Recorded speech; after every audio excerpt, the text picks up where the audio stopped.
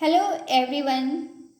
Simplified वे में human evolution पढ़ने के लिए बने रहें इस वीडियो में। याद होगा गाइस, सब कुछ बहुत अच्छे तरीके से याद होगा, ये मेरी गारंटी है।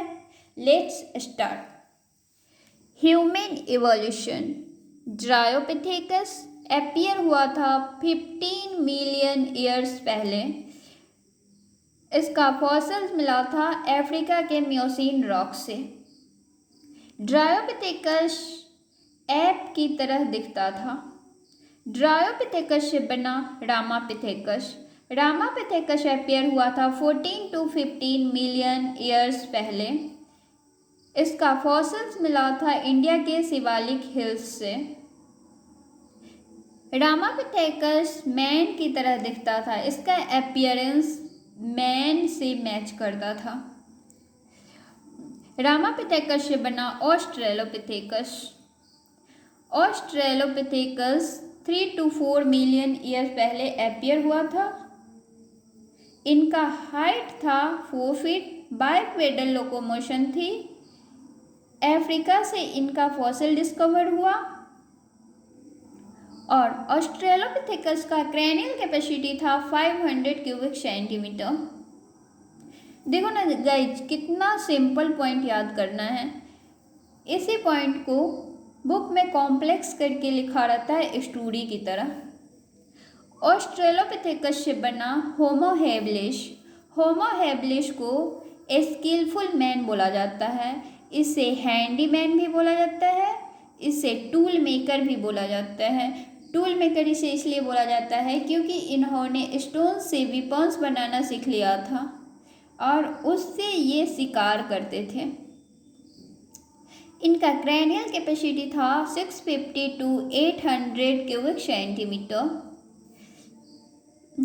होमो हैबिलिस को फर्स्ट होमोनिड बोला जाता है क्योंकि इन्हें कम्युनिटी में रहना पसंद था।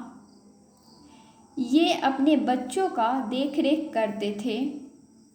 ये शिकार तो करते थे लेकिन ये मीट नहीं खाते थे। ये फ्रूट ईटर थे।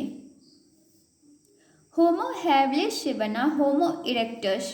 होमो इरेक्टस अपीयर हुआ था 1.5 मिलियन ईयर्स पहले। इनका हाइट था 5 फीट। ये मीट खाते थे।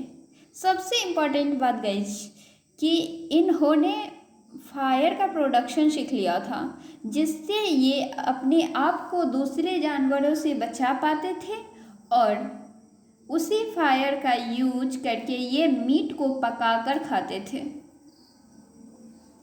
होमो इरेक्टस के अंडर में आया 3 टाइप्स ऑफ फॉसिल्स।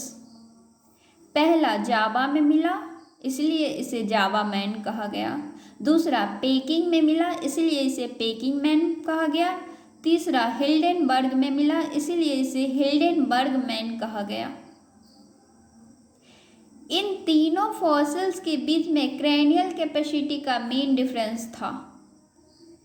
सबसे कम क्रैनियल कैपेसिटी था जावा मैन का, उसके बाद पेकिंग मैन का, उसके बाद हिल्डेनबर्ग मैन का।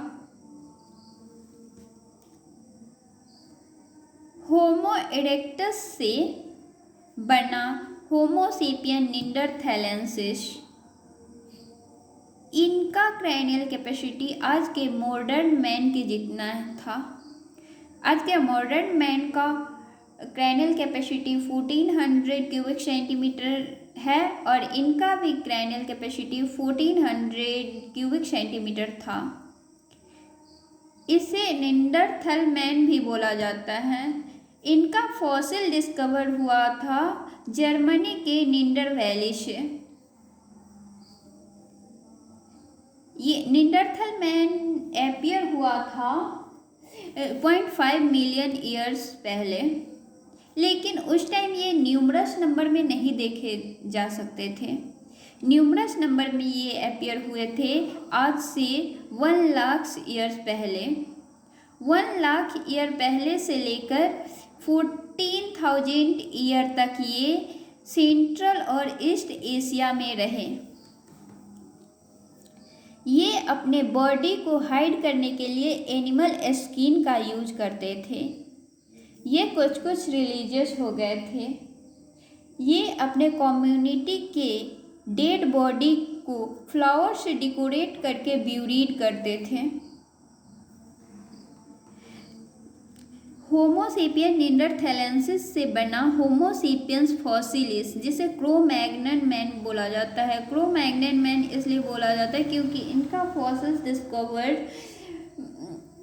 फ्रांस के क्रो-मैग्नन रॉक से हुआ था। देखो ना गाइज, इनका क्रेनियल कैपेसिटी 1650 क्यूबिक सेंटीमीटर था, मतलब कि मॉडर्न मैन से ज़्यादा तेज दिमाग था क्रो-मैग्नन मैन का। इन्होंने केव पेंटिंग स्टार्ट किया था।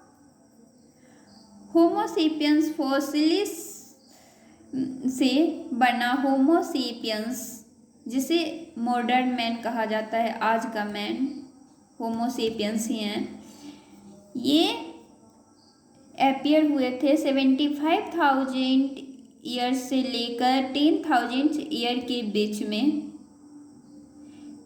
आज से 18,000 ईयर पहले ये केव आर्ट शुरू किए थे और 10,000 ईयर पहले एग्रीकल्चर शुरू किए थे। मतलब कि क्रो-मैग्नन के बाद बस कल्चरल डेवलपमेंट हुआ, एनाटॉमिकल कोई डेवलपमेंट नहीं हुआ, बस ह्यूमन सिविलाइज्ड हुआ, जैसे कि लैंग्वेज बनाया, एग्रीकल्चर डेवलप किया, आर्ट डेवलप किया वगैरह। तो इसे हम याद करेंगे। Do remember apple has essential nutrients for modern man. Do dryopithecus, remember ramapithecus, apple australopithecus, has homo habilis. यहाँ पे होमो सब में कॉमन है, इसलिए इसे हम इंक्लूड नहीं करेंगे ट्रिक्स में। इसके बाद वाला वर्ड ट्रिक्स में आएगा। Has miss homo habilis, essential miss erectus, homo erectus. Nutrients miss neanderthalensis, homo sapiens neanderthalensis. आगे फॉर फॉसिलिस, मतलब होमोसेपियंस फॉसिलिस। और मॉडर्न मैन कौन है? ह्यूमन। तो याद कर लेना इसे। Do remember apple has essential nutrients for human. इस दोनों को पीरियड टू एपमैन बोला जाता है। ये तीनों एपमैन हैं और इन तीनों को ट्रू मैन बोला जाता है। Thank you.